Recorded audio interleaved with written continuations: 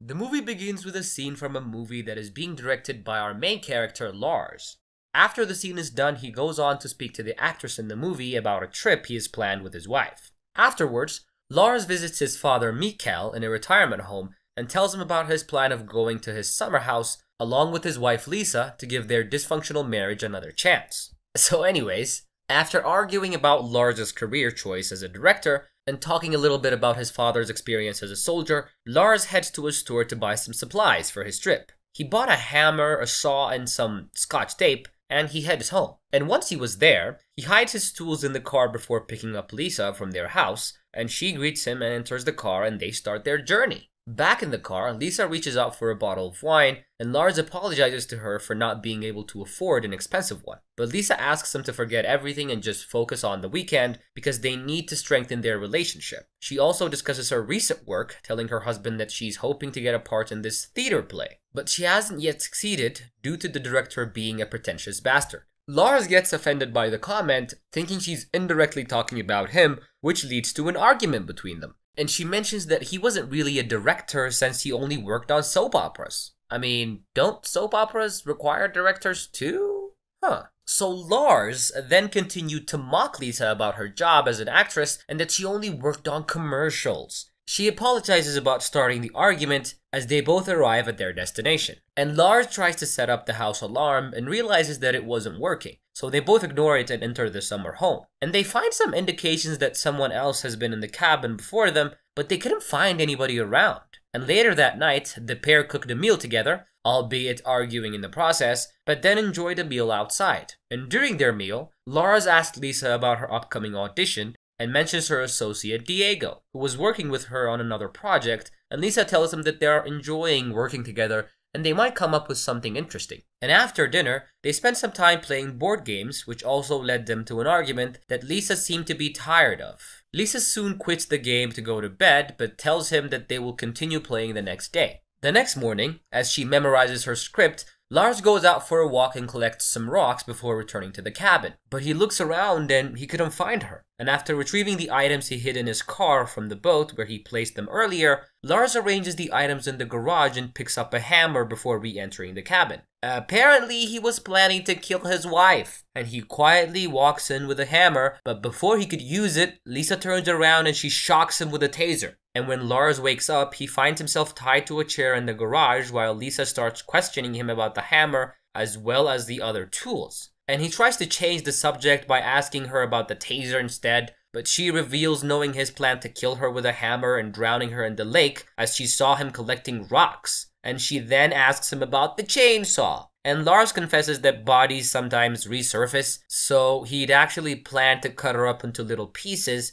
but Lisa makes fun of him knowing that he's not capable of doing something like that. And when she asks him why he wanted to kill her, Lars tells her that it was because of her affair with Diego. And although she was stunned about his knowledge of the affair, Lisa mocks his stupid plan and tells him that she has a better plan, revealing that she also wanted to kill him. And as we watch the movie, we see Lisa's plan unfolding. She'd invited her neighbor over a day before coming to the cabin and told her that Lars was taking her out hunting. And even though she hates hunting and guns, she's decided to go with him. And Lisa wanted to make it seem like she didn't really want to go. And back at the cabin, Lisa tells Lars that the plan was to shoot him with a gun and pretend that it was an accident. And since she told her neighbor that she was going there to hunt and stuff, she now has an alibi when the police ask her what she was doing with a gun. And Lars mocks her plan, teasing her that she's not really good at acting and she can't really fake anything in front of anybody, let alone the cops. And he boasts and says that he has a better plan because he lied to her when he encouraged her to pursue her dreams and move to Norway. And after another argument, they both start tearing into each other about their respective jobs, and Lisa asks Lars to go out for a walk with him so she can execute her plan. But Lars refuses to comply, and he warns her and tells her that he won't go with her anywhere, and he threatens to kill her if she tried anything. And suddenly, their help, Victor, shows up and knocks out Lisa with a shovel. And a flashback from 5 days earlier reveals that Lars met with Victor and asked him to help kill Lisa, and Lars promised him 50% of Lisa's insurance money, which was almost $500,000, and advised him to be there on time. And back at the cabin, the tables have now turned, and Lisa is being held by Lars and Victor. and Lars reveals that he was going to kill Lisa while Victor was given the job to dismember her body before they dropped her off into the lake. And Lars continues to question Lisa about why she wanted to kill him. And Lisa reveals that she was never happy with his irresponsible attitude because he lost everything in gambling and dragged them into debt. And she tells him that they are on the verge of losing everything, including their house and their car in the cabin. And all of this was because of him. He accuses her of planning on using his insurance, which she accepts and tells him that she wanted to be free and enjoy her life as much as she wanted. And as they continued their conversation, Victor exposes Lars' secret that he also wanted to use her insurance and that he promised him $500,000. Realizing that it was never about Diego, Lisa tried to get Victor on her side and revealed that the insurance money was actually $3 million, which she was ready to share with him if he switched sides. And before you know it, both of them start offering Victor a higher price,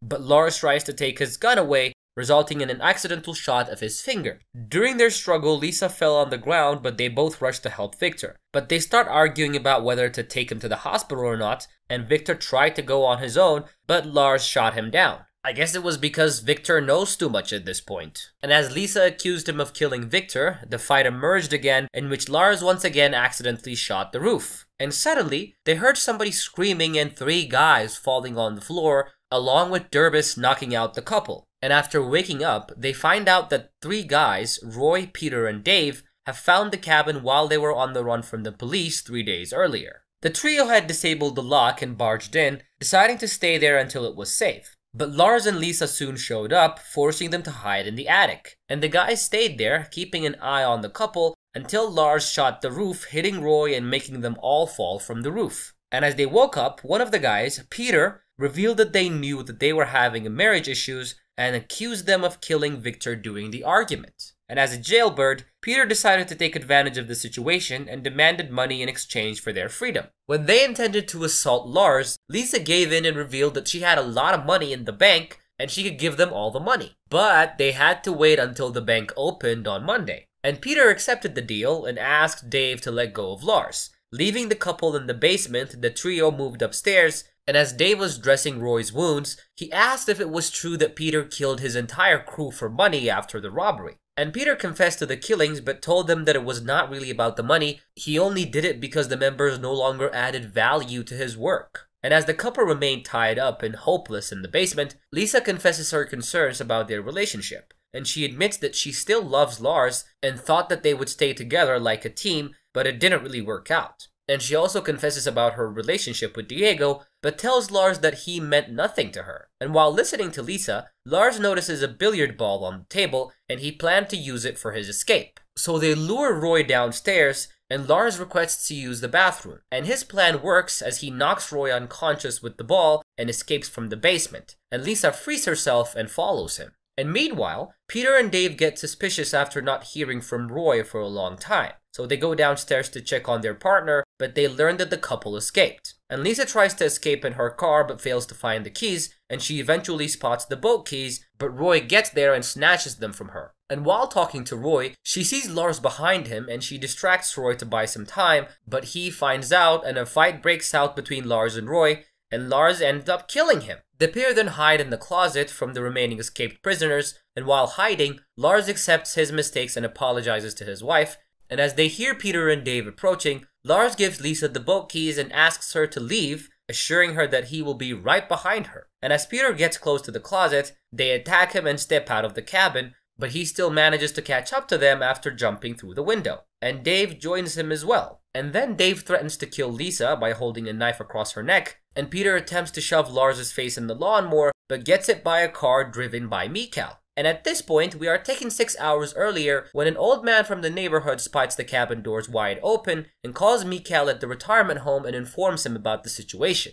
Mikhail assures the old man that it was just his son along with his wife, but he starts to worry after hanging up and he tries to call Lars, who doesn't answer. And suspecting that something might be wrong, Mikhail decides to go to the cabin himself, and the receptionist tries to get in his way, but he gets knocked out. When Mikhail arrives outside the cabin, he first saves Lars from Peter and then tries to help Lisa by trying to shoot Dave, but Peter manages to stab him from the back. Peter then tells Dave to go inside and address his wound while he follows Lisa to the boat. And Lars goes inside the house and finds a gun and shoots Dave. And as Peter takes Lisa away on a boat, Lars returns to his dying father and they share an intimate moment as they watch the sunrise for the last time before Mikael passes away. And Lars spots Peter taking Lisa away on a boat, and he jumps into the lake and hangs onto a rope to follow them. And after he gets on the boat, Lars and Lisa attack Peter, and after an intense fight, they manage to throw him in the water. And Lars gets stuck to the rope that they used to throw Peter into the water, and he gets pulled in. But Lisa pulls him back in, and they manage to both return to the cabin. And then, finally, the couple sit outside on the patio, and Lisa thinks that they made it and that the experience made them better in their relationship,